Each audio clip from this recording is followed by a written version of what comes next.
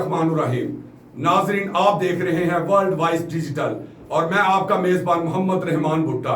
नाजरीन, आज हम आपको सबसे बड़ी खुशखबरी ये दे रहे हैं कि जो 15 साल रुजवाना बच्ची थी वो माशाल्लाह बहुत तेजी से रिकवरी की तरफ आ रही है और सेहतयाबी की तरफ आ रही है। इस हवाले से हम अपने नाजरीन को डिटेल जो है वो मालूमात देना चाह रहे हैं, जिस हवाले से हमारी मुलाकात प्रिंसिपल फरीद जफर, बोर्ड और दीगर ऐसे मामलात हैं जो हम आपके सामने लाना चाह रहे हैं, जो अभी तक कहीं भी किसी भी सोशल मीडिया पे आप नहीं देख सके। तो नाजरीन, इस हवाले से हमारे साथ मौजूद हैं तारक जमाल साहब। जी तारक जमाल साहब, फरीद जफर साहब से मुलाकात हुई तो वहां पे क्या हालात बता रहे हैं रुजवाना बच्ची के?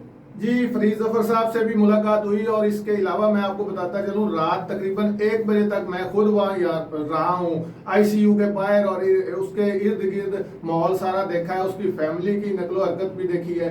बच्ची का ये इशू चल रहा है जी, पहले चल रहा था मीडिया पे, उसके पता नहीं कितने ऑपरेशन होने हैं और वो पता नहीं कहाँ कहाँ उसको चोटें लगी हैं। सीरियस इशू एक है, उसके फेफड़ों में क्लाट है और ऑक्सीजन कभी कम हो जाती है उसकी, कभी थोड़ी सी नॉर्मल होती है, फिर डेंजरस सूरत हाल होती है तो वो ऑक्सीजन लगा देते हैं।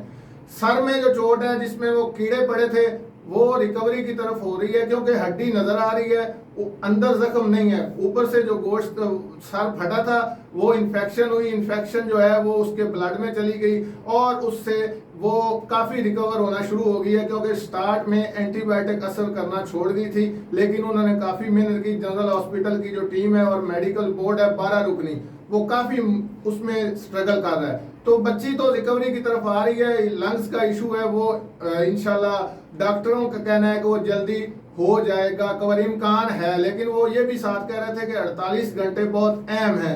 अगर ये 48 घंटे निकालती है तो ये रिकवरी की तरफ आएगी।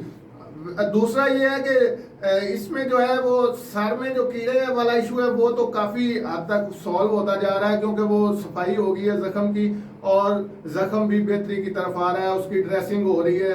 बाजू जो है उसके 2 वो फ्रैक्चर हुए थे, उस पर प्लास्टर हो गया है, तो वो बाजुओं का ऑपरेट नहीं होगा जी, वो कह रहे हैं इससे ठीक हो जाएगा। तो अब ये समझे कि ये जो फेफड़ों का इशू है, अगर ये इससे निकलती है तो बच्ची तकरीबन ठीक हो जाएगी। जी, आप बताएं तारक जमाल साहब, आप रात भर वहां पे रहे, आईसीयू में रहे, तो आपने क्या देखा अपनी आंखों से? बच्ची खुद खाना सुना मांग रही थी और उसकी माँ उसे खाना खिला रही थी। रात जो है वो सारी बात जो है नाजरीन को बताएं। वो रात को ऑक्सीजन के बगैर बैठी रही है काफी देर और उसको खाना खिलाने की भी कोशिश, वो डेली 2 टाइम खाना खा, वो कह रही थी कि मुझे 2 दफा खा लिया, अब मुझे मजीद दिल नहीं चाह रहा। मसला ये है कि जी ये इसमें मजलूम बच्ची जो उसकी, उस पर तो हम बाद में बात करते हैं। अभी जो है वो आईसीयू में शिफ्ट हो चुकी है।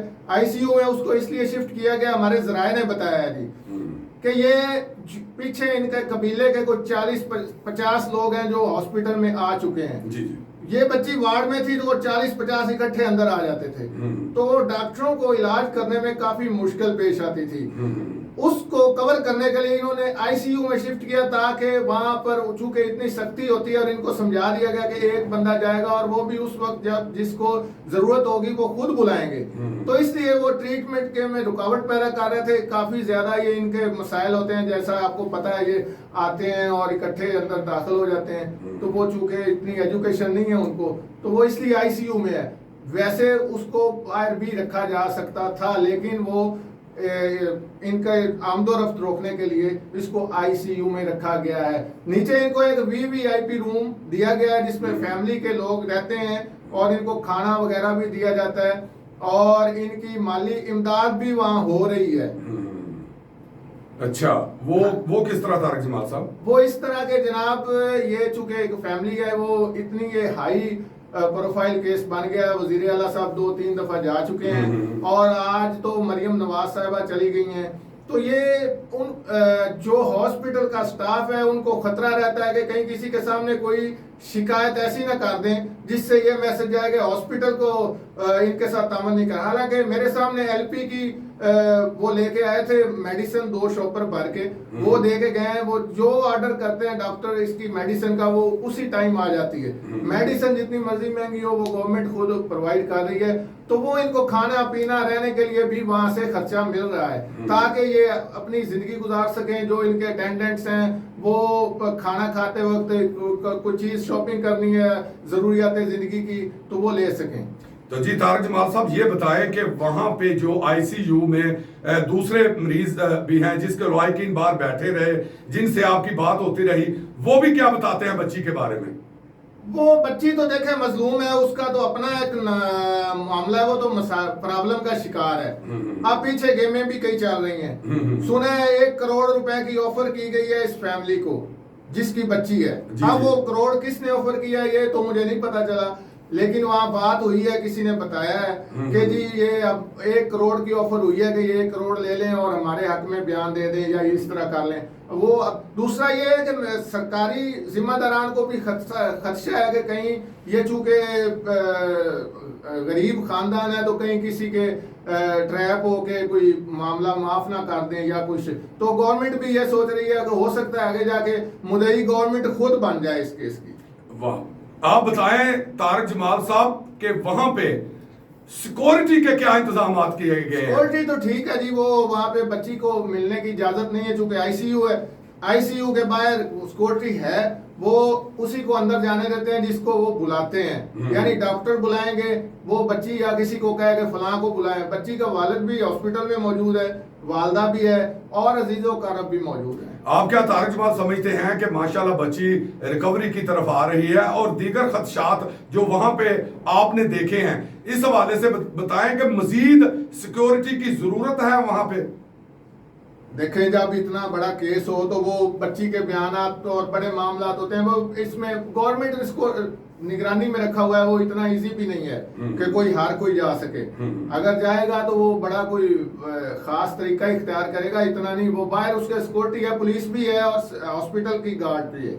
ये देखे तारक जमाल साहब कि एक तरफ तो चले बच्ची के साथ बहुत जुल्म हुआ है, वो हम जो है वो उसकी परजोर मजामत करते हैं और इस वक्त तमाम कौम जो है उस बच्ची के लिए दुआएं कर रही हैं। और दूसरी तरफ हम खबरें सुन रहे हैं कि जो सिविल जज आसम हफीज साहब है, उनका कहना है कि जी मेरी बीवी नफ्सियाती मरीज है। क्या इस हवाले से भी कोई बात है? हाँ, ये बड़ी दिलचस्प बात है। जब ये एलीट क्लास को कोई मसला बनता है तो ये मरीज भी बन जाती है, नफ्सियाती मरीज हो जाते हैं, पागल हो जाते हैं। अगर वो नफ्सियाती मरीज है तो क्या जज साहब के सर में भी कभी उसने कोई डंडा मारा है रात को सोते हुए?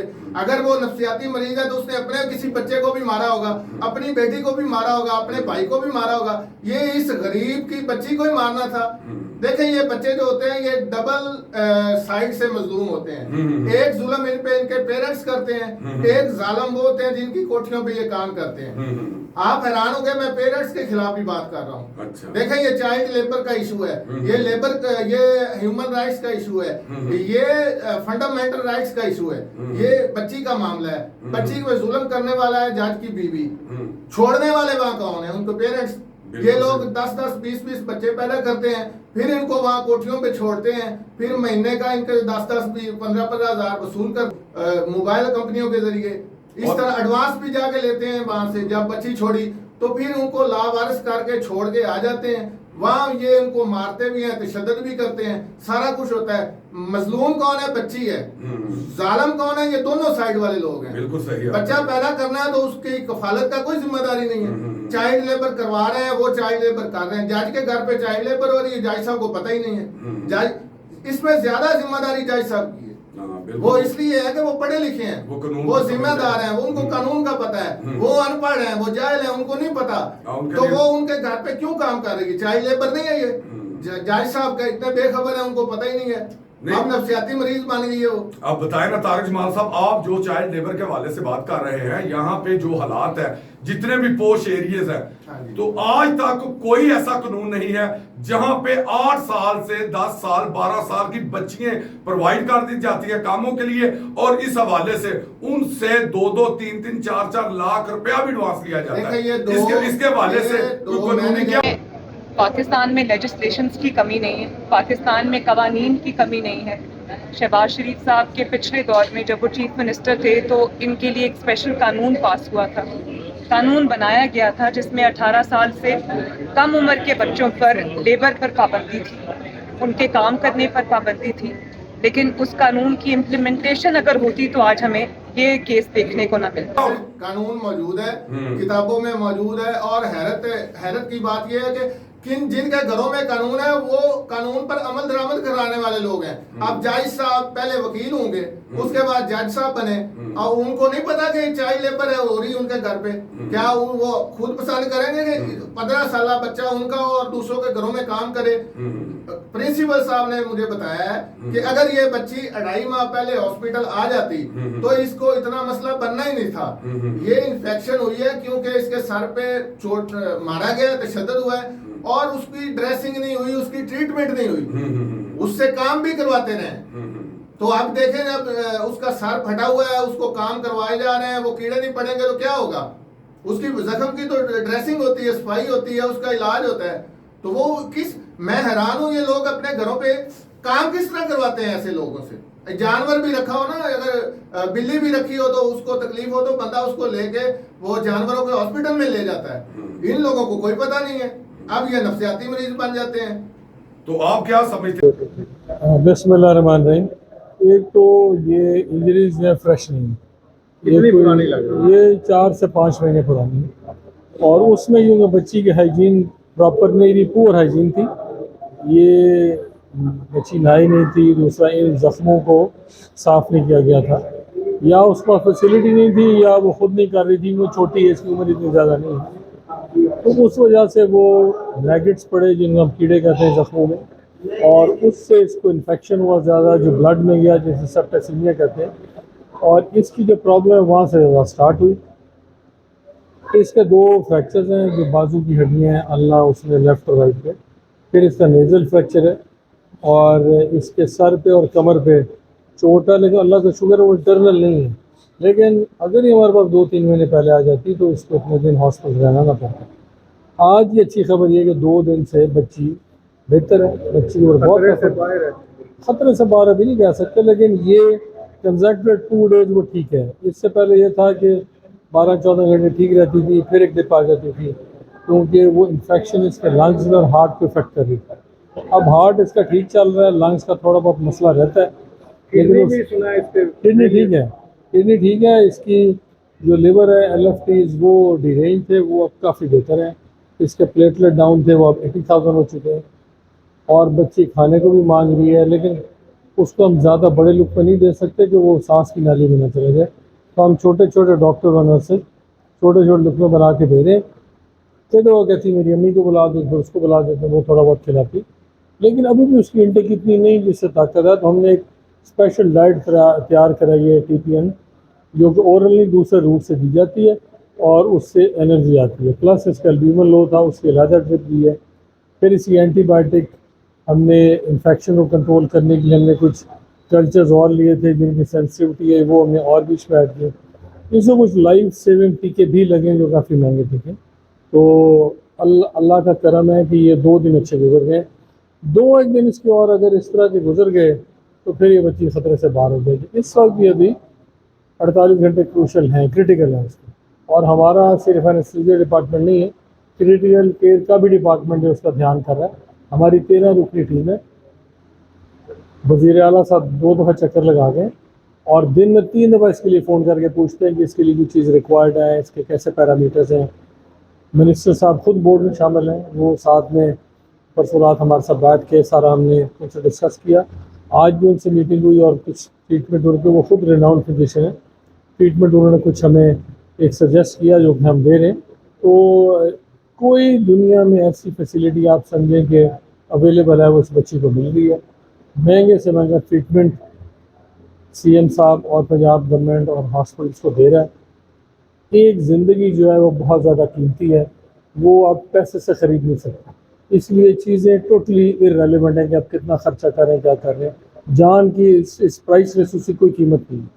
तो हम अपनी तरफ से कोशिश कर रहे हैं पूरी, हमारा HR, हमारे डॉक्टर्स, हमारी नर्सेज 24 घंटे उस पेशेंट के साथ हैं। आवाम से हमारी दरख्वास्त से अपील है कि इसकी सेहत के लिए दुआ करें, तो असल ताकत खुदा की ताकत है। और मेरा ये ईमान है कि अगर जिस मरीज़ के साथ एफ़र्ट ज़्यादा की जाए तो वो डेफिनेटली खतरे से बाहर आएगा।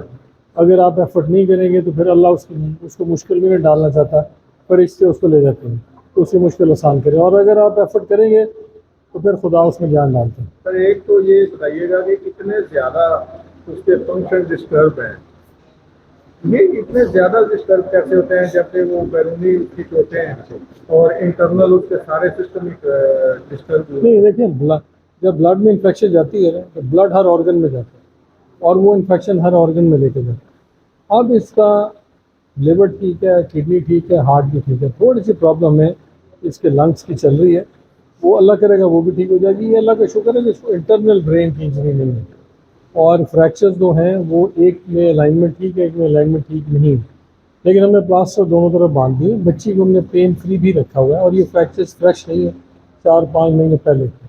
जब इसकी इन्फेक्शन ठीक हो जाएगी, वो इन्फेक्शन ब्लड के थ्रू ट्रैवल कर रही है, एक होती है सिर्फ सांस के थ्रू कर, वो ठीक हो जाएगी तो फिर इसको आगे देखेंगे। अगर प्लास्टर से फर्क न पड़ा तो एक साइड पे शायद इसकी सर्जरी कर लेते हैं। ये सर एक तो ये फरमाइएगा कि इसकी टोटल सर्जरीज कितनी हुई हैं, और दूसरा ये बताइएगा कि ये चूँकि जनरल हॉस्पिटल है, ये सर के वाले से, हेड इंजरी के वाले से एक नाम है इसका, तो मेजर इंजरी इसकी हेड का, तो वो उसका क्या स्टेटस है जिसमें कीड़े पड़े हुए हैं? इसकी हेड इंजरी होती है, अगर इंटरनल इंजरी हो हेड, वो इंटरनल इंजरी नहीं है, इस जख्म दिमाग की हड्डी से बाहर है और उसकी बेसिकली आपने डिब्राइमेंट करनी होती है, जिससे अपना क्लीनिंग प्रोसेस करना, वो रोज़ दिन में 3 दफ़ा होता है। उसकी हमने टीम बना दी, उसमें जनरल सर्जरी है, उसमें डर्मेटोलॉजी है जिसके वाले, प्लस प्लास्टिक सर्जरी। वो दिन में 3 दफ़ा उसको हम साफ़ कर रहे हैं और ये अंदर दिमाग की चोट नहीं है, तो इस वजह से इंजरीज उसकी जो इन्फेक्शन, ये ज़ख़म जो भी हुए उनको साफ़ नहीं किया गया, उसकी पुअर हाइजीन थी, खाना प्रॉपर नहीं खा रही थी, इम्यूनिटी बहुत लो थी, अभी वो खांस के एक्सप्रेशन नहीं निकाल सकता, उस वजह से चीज़ डेवलप हुई। अब वो हमने काफ़ी हद तक कंट्रोल की, थोड़ा सा लंग्स का इशू है, लेकिन आज हमने उसकी ऑक्सीजन 3-4 दफ़ा टेपर ऑफ की, 90+ सैचुरेशन थी, पहले ड्रॉप करते थे। मजीद इसके कोई ऑपरेशन हो रहे हैं? ऑपरेशन की ज़रूरत नहीं है, इसका कोई ऐसा नहीं कि ऑपरेशन करके ठीक हो जाएगी, इसके ब्लड में इन्फेक्शन है वो ठीक हो जाएगी।